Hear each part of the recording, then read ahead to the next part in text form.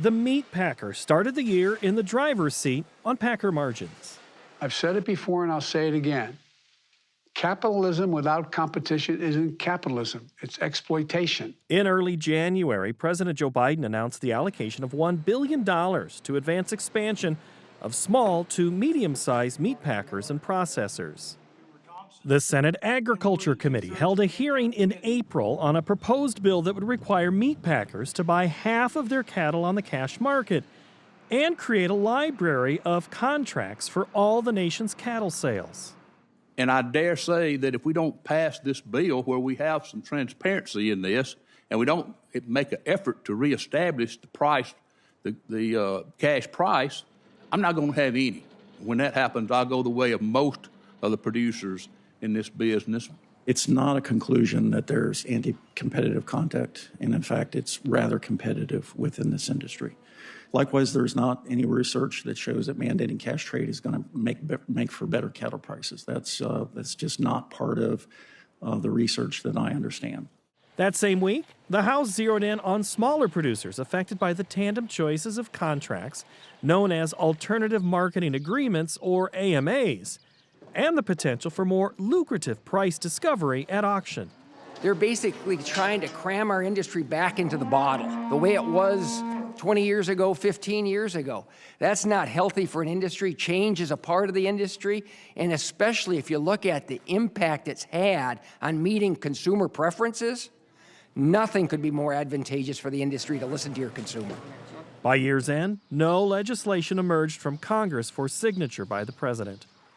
High pathogenic avian influenza, or HPAI, emerged again in 2022. Bird flu would strike millions of birds in the U.S. and in nearly every state, even after changes were made since the last big outbreak 8 years ago. While fall has typically brought about a resurgence of migratory birds beginning their journeys to warmer climates, this summer also included what the World Organization for Animal Health called an unusual persistence of the virus in wild birds.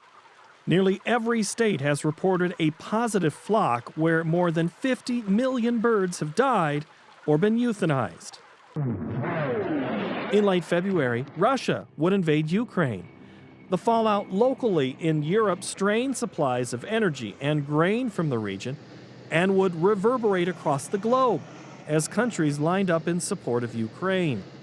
Commodity markets would respond to the flow of grain through the region. Late July brought major flooding in Kentucky. The eastern Appalachia region was damaged with 8 to 10 inches of rain. At least 37 people died in the early hours of the storm. More than 1,300 needed rescue, and thousands more were without power for days, ending the wettest July on record in Jackson, Kentucky.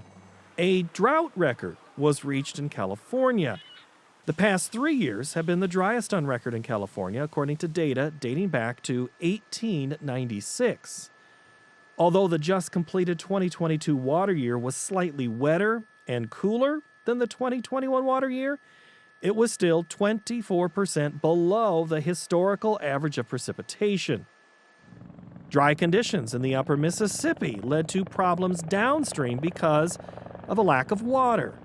Dredging would be used to help get traffic moving.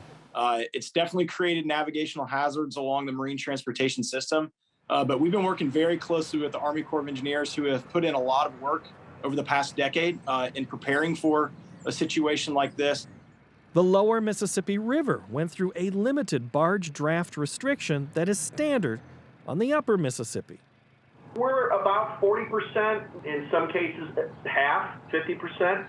You know, the industry is very resilient, working with the Corps to make sure that, let's say the Corps is dredging 12 hours and then will stop for 12 hours so that queue of barges and boats can get through. At its worst, we had 2,200 barges directly impacted with 150 boats waiting. The river level at Memphis neared the minimum operational limit in October, but rose 16 feet the next 6 weeks.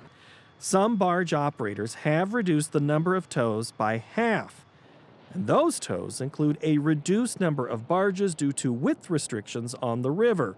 Barges are often loaded at only 75% of capacity. Recent rains in the lower watershed have raised river levels by up to 10 feet in sections of the channel. But the long-term prognosis is for lower than average levels to be norm until the drought is broken. Another of the infrastructure hiccups came from the railroad. Back in September, an initial agreement was reached between the 115,000 rail workers and their employers. This provided the biggest raises in 40 years, but it was more than money. Changes in policies that allow more flexibility in taking time off from work, including the right to take unpaid medical days off without being punished. There's a lot of areas of this country where your option for transportation is rail, and it's rail.